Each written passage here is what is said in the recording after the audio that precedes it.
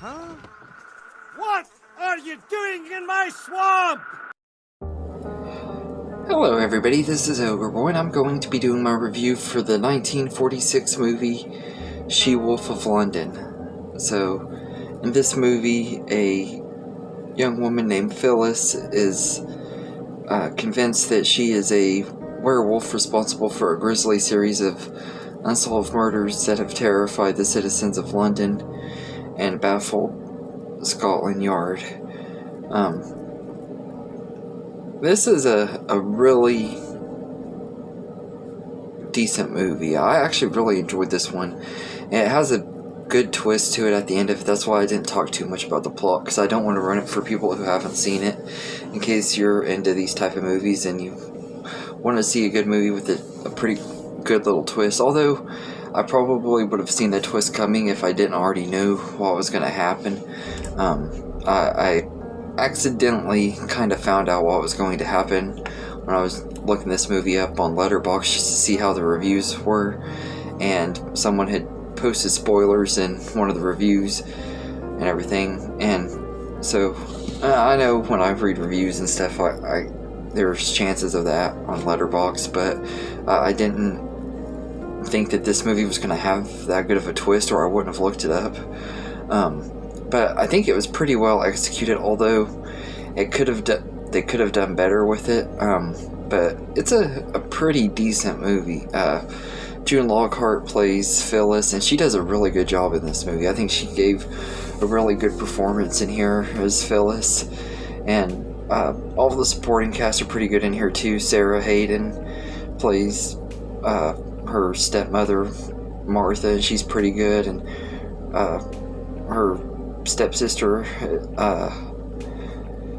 Jan is played by Jan Wiley. Her character's name is Carol. She's good, and like all of the supporting cast are great in here. And this is technically not one of the Universal Monster movies, but it's in my set, so I'm counting it anyway. It was a part of the Wolfman box set, so I was like, I might as well review it. I did Werewolf of London, which this is a standalone sequel to, I guess. I don't really know if they consider it a sequel or not, and doesn't have any connections to that movie. And this one is miles better. It does kind of have a slow start though, but once it starts kicking in at about 20 minutes into it, and then it just keeps getting better and better.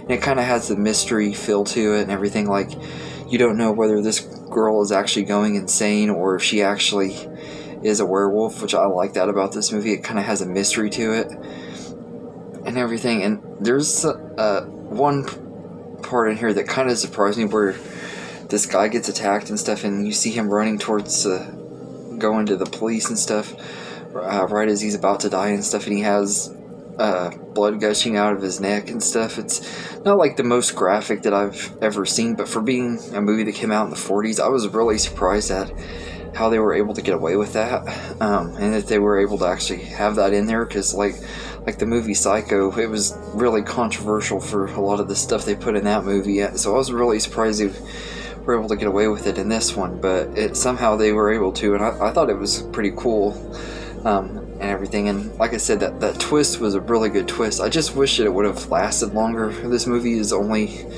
about an hour long, and it flies by really fast. Once it gets going, it goes by quick, and I wish it would have done more to flesh out the story and everything. Maybe made this one at least an hour and a half. It could have been even better. And this is actually one that I wouldn't mind seeing a remake of. If they got a remake with a really good writer and stuff, this could be a really, and even be one of those that has a really good remake. Like, it's just a very good story and everything, and it's really entertaining. I liked it a lot more than I expected I was going to, because I wasn't a big fan of Werewolf of London, and like I said, I kind of knew the twist, so I was like, I don't think I'm going to like this movie, but the way it was executed, it turned out pretty good. Like I said, it could have been better if I wouldn't have known the twist. I think I would have enjoyed it more, although the way it's set up, I probably would have seen it coming a little bit. It is a little predictable, but it still is a good movie, and it has some good little red herrings in here, and the cinematography and stuff is really good, like you expect from these movies from back then. They always really had good cinematography and sets and stuff and everything. This one didn't really have a lot of costume designs and stuff because they didn't really need to have the costume designs, which when you see the movie you'll understand why. But I definitely would recommend this one though. It's really fun little. It's more of a mystery movie than a horror movie, but it is a fun movie and it's pretty entertaining.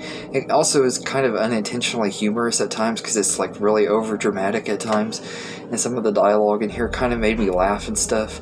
So it's also kind of funny, and like when the motivations of stuff of the certain character and stuff come through at the end of it and everything, like the way she's explaining everything, she's just like so calm when she says it. She's also, the way she talks and stuff, she's so calm, it's kind of creepy, like she just is so confident and calm with herself, and she doesn't even really, she has a psychotic